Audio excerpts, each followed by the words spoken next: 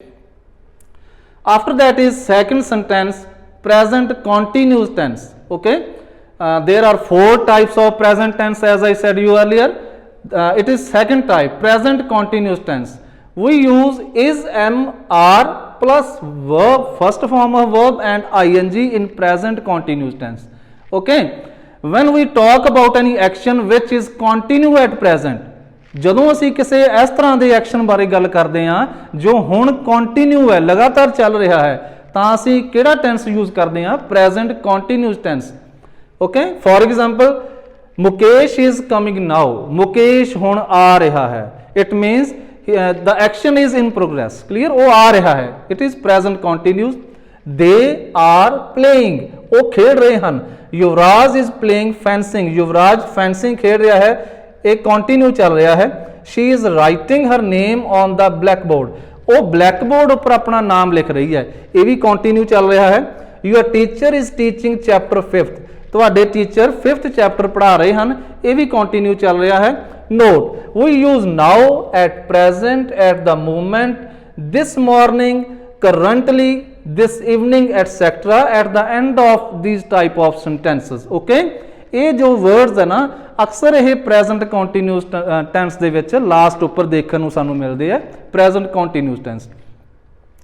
Okay, he is reading a novel now, जिस तरह तुसी इस सेंटेंस विच देख रहे हो.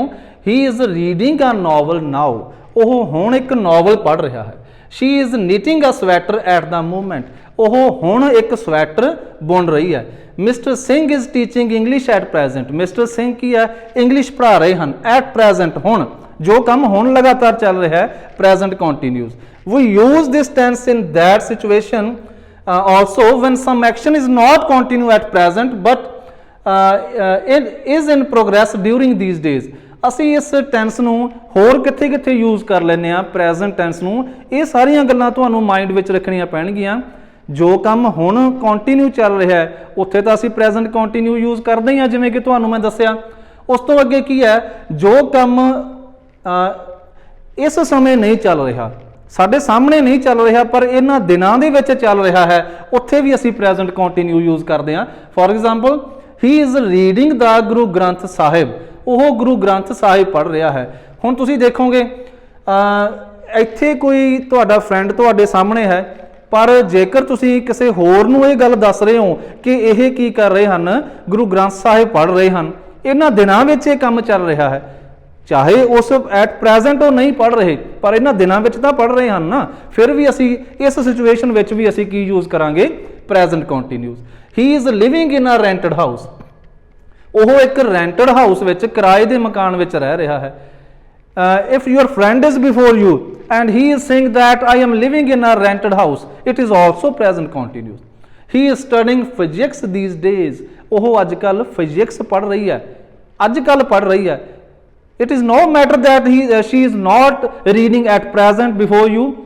We can use present continuous if we want to tell about this action is in progress these days. Clear? We don't know whether above actions are continue or not at present. ਅਸੀਂ ਇਹ ਨਹੀਂ ਜਾਣਦੇ ਕਿ ਜੋ ਉੱਪਰ actions ਹਨ ਉਹ ਕੀ ਹਨ? ਕੰਟੀਨਿਊ ਹਨ.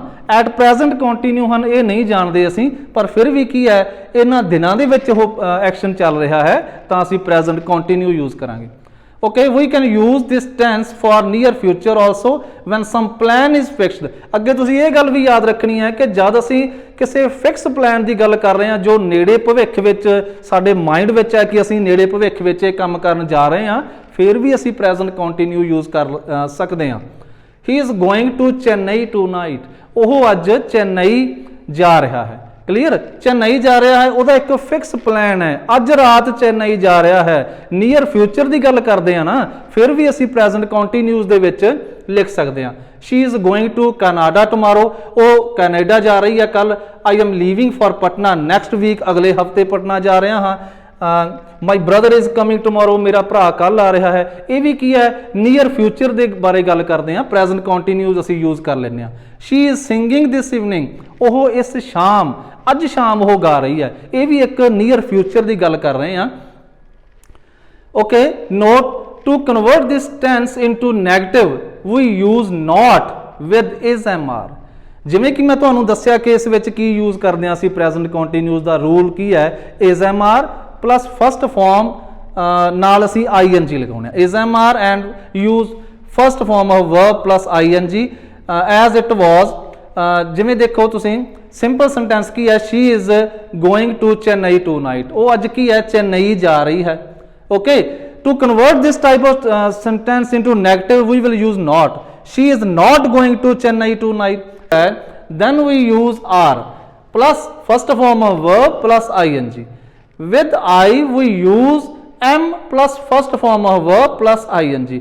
ਜੇਕਰ ਸਾਡਾ ਸਬਜੈਕਟ I ਹੈ ਫਿਰ ਅਸੀਂ ਕੀ ਯੂਜ਼ ਕਰਦੇ ਹਾਂ, first form of verb plus ing, am use ਕਰਦੇ ਹਾਂ helping verb plus first form of verb plus ing। here is a practice exercise, fill in the blanks with simple or continuous form of the present tense of the verb given in the bracket। ਇੱਥੇ ਬੇਟੇ ਤੁਸੀਂ ਇਹ ਵੇਖਣਾ ਹੈ ਕਿ ਕਿਸ blank ਵਿੱਚ ਅਸੀਂ ਸਿੰਪਲ ਪ੍ਰੈਜ਼ੈਂਟ ਇਨਡੈਫੀਨਿਟ ਯੂਜ਼ ਕਰਾਂਗੇ ਅਤੇ ਕਿਸ ਵਿੱਚ ਅਸੀਂ ਪ੍ਰੈਜ਼ੈਂਟ ਕੰਟੀਨਿਊਸ ਯੂਜ਼ ਕਰਾਂਗੇ। Okay, first is don't make a noise, ਰੌਲਾ ਨਾ ਪਾਓ। The baby dash now, the baby is sleeping now. ਜੋ ਕੰਮ ਕੰਟੀਨਿਊ ਚੱਲ ਰਿਹਾ ਹੈ, ਇਹ ਸੈਂਟੈਂਸ ਤੋਂ ਸਾਨੂੰ ਕਲੀਅਰ ਹੋ ਰਿਹਾ ਹੈ ਕਿ ਬੱਚਾ ਹੁਣ ਸੌਂ ਰਿਹਾ ਹੈ, ਮੀਨਸ ਕੰਮ ਇਹ ਕੰਟੀਨਿਊ ਚੱਲ ਰਿਹਾ ਹੈ। ਫਿਰ ਅਸੀਂ ਇਸ ਨੂੰ ਯੂਜ਼ ਕਰਾਂਗੇ present continuous. It dash in July, it dash now. ਹੁਣ ਇਹਦੇ ਵਿੱਚ ਕੀ ਕਰਾਂਗੇ, ਦੋ ਬਲੈਂਕਸ ਦਿੱਤੀਆਂ ਹੋਈਆਂ ਹਨ। ਹੁਣ ਇਹ ਵੇਖੋ, ਇਟ ਰੇਨਸ ਇਨ ਜੁਲਾਈ, ਜੁਲਾਈ ਦੇ ਵਿੱਚ ਕੀ ਹੁੰਦਾ ਹੈ, ਬਰਸਾਤ ਹੁੰਦੀ ਹੈ। ਕਲੀਅਰ, ਇਹ ਕੀ ਹੈ, ਇੱਕ ਰਿਪੀਟਡ ਐਕਸ਼ਨ ਬਾਰੇ ਗੱਲ ਕਰ ਰਹੇ ਹੈ ਤਾਂ ਅਸੀਂ ਪ੍ਰੈਜ਼ੈਂਟ ਇਨਡੈਫੀਨਿਟ ਯੂਜ਼ ਕਰ ਦਿੱਤਾ। ਇਟ ਇਜ਼ ਰੇਨਿੰਗ ਨਾਓ, ਹੁਣ ਬਰਸਾਤ ਹੋ ਰਹੀ ਹੈ। ਇੱਥੇ ਇੱਕ ਕੰਟੀਨਿਊ ਐਕਸ਼ਨ ਬਾਰੇ ਗੱਲ ਕਰ ਰਹੇ ਹੈ। ਇਹ ਤੁਹਾਨੂੰ ਚੰਗੀ ਤਰ੍ਹਾਂ ਅੰਡਰਸਟੈਂਡ ਕਰਨਾ ਪਊਗਾ। ਸੈਂਟੈਂਸ ਨੂੰ ਪੜ੍ਹ ਕੇ ਤੁਹਾਨੂੰ ਇਸ ਤਰ੍ਹਾਂ ਦਾ ਕੁਐਸਚਨ ਪੁੱਛਿਆ ਜਾ ਸਕਦਾ ਹੈ ਕਿ ਇਹ ਤੁਸੀਂ ਅੰਡਰਸਟੈਂਡ ਕਰਨਾ ਕਿ ਕਿਸ ਵਿੱਚ ਪ੍ਰੈਜ਼ੈਂਟ ਇਨਡੈਫੀਨਿਟ ਯੂਜ਼ ਕਰੀਏ ਤੇ ਕਿਸ ਵਿੱਚ ਪ੍ਰੈਜ਼ੈਂਟ ਕੰਟੀਨਿਊ ਯੂਜ਼ ਕਰੀਏ। Our publisher generally dash in Hindi but today he dash English. ਸਾਡੇ ਜੋ ਪਬਲਿਸ਼ਰ ਹਨ ਉਹ ਆਮ ਤੌਰ ਤੇ ਹਿੰਦੀ ਬੋਲਦੇ ਹਨ। ਰਿਪੀਟਡ ਐਕਸ਼ਨ ਬਾਰੇ ਗੱਲ ਹੋ ਰਹੀ ਹੈ। ਜਨਰਲੀ ਉਹ ਕੀ ਕਰਦੇ ਹਨ, ਜਦ ਰਿਪੀਟਡ ਐਕਸ਼ਨ ਦੀ ਗੱਲ ਕਰੀਏ ਤਾਂ ਪ੍ਰੈਜ਼ੈਂਟ ਇਨਡੈਫੀਨਿਟ, ਜਿਸ ਤਰ੍ਹਾਂ ਕਿ ਅਸੀਂ ਰੂਲ ਉੱਪਰ ਪੜ੍ਹੇ ਹਨ। ਆਰ ਪਬਲਿਸ਼ਰ ਜਨਰਲੀ ਸਪੀਕਸ ਇਨ ਹਿੰਦੀ, ਸਪੀਕ ਦੇ ਨਾਲ ਐਸ ਲਗਾਵਾਂਗੇ ਕਿਉਂਕਿ ਪਬਲਿਸ਼ਰ ਕੀ ਹੈ, ਸਿੰਗੂਲਰ ਹੈ।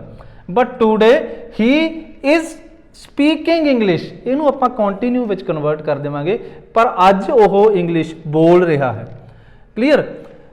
ਉਸ ਤੋਂ ਅੱਗੇ ਹੈ, my wife and I dash to cinema every Sunday. It is also repeated action, ਹਰ ਰੋਜ਼ ਜਾਂਦੇ ਹਾਂ। ਮੇਰੀ ਪਤਨੀ ਅਤੇ ਮੈਂ ਹਰ ਰੋਜ਼ ਹਰ ਐਤਵਾਰ ਨੂੰ ਸਿਨੇਮਾ ਦੇਖਣ ਜਾਂਦੇ ਹਾਂ। ਇਹ ਵੀ ਕੀ ਹੈ, ਇੱਕ ਰਿਪੀਟਡ ਐਕਸ਼ਨ ਹੈ। ਤਾਂ ਗੋ ਦੇ ਨਾਲ ਅਸੀਂ ਕੀ ਲਗਾਵਾਂਗੇ, ES, goes. goes to the cinema every Sunday। okay, his mother dash some food in the kitchen at present। at present ਦੀ ਗੱਲ ਹੋ ਰਹੀ ਹੈ, ਹੁਣ ਕੁਝ ਭੋਜਨ ਉਹ ਪਕਾ ਰਹੀ ਹੈ, ਉਸਦੀ ਮਦਰ ਖਾਣਾ ਪਕਾ ਰਹੀ ਹੈ। ਤਾਂ ਕੀ ਲਿਖਾਂਗੇ ਇਸ ਨੂੰ ਆਪਾਂ ਪ੍ਰੈਜ਼ੈਂਟ ਕੰਟੀਨਿਊ ਵਿੱਚ। his mother is cooking food in the kitchen at present। he dash because he is hungry now। ਉਹ ਕਰਾਈ ਕੀ ਸ਼ੋ ਹੋ ਰਿਹਾ ਹੈ ਕਿ ਉਹ ਰੋ ਰਿਹਾ ਹੈ ਕਿਉਂਕਿ ਹੁਣ ਉਹ ਭੁੱਖਾ ਹੈ। ਹੁਣ ਦੀ ਗੱਲ ਹੈ, now. Okay, he is crying because he is hungry now। she dash at this moment, at this moment ਜਿਹੜਾ ਹੁਣ ਕੰਮ ਚੱਲ ਰਿਹਾ ਹੈ। she is reading at this moment। the workmen dash the road near our house। workmen ਹਨ ਜੋ are repairing the road near our house। ਸਾਡੇ ਘਰ ਦੇ ਕੋਲ ਰੋਡ ਰਿਪੇਅਰ ਕਰ ਰਹੇ ਹਨ। ਇਹ ਸੈਂਟੈਂਸ ਕੀ ਸ਼ੋ ਕਰ ਰਿਹਾ ਹੈ ਕਿ ਕੰਮ ਕੰਟੀਨਿਊ ਚੱਲ ਰਿਹਾ ਹੈ ਹੁਣ, ਕਿਉਂਕਿ ਨਾਓ ਯੂਜ਼ ਕੀਤਾ ਗਿਆ ਇਸ ਵਿੱਚ ਵੀ। Okay, the boys dash in the river. The boys are swimming in the river. The clouds dash across the sky. The clouds are moving across the sky। okay, there are some more sentences, these are for your practice, and I hope you have understood this very well, and if you have any doubt about these sentences you can contact me. Thanks.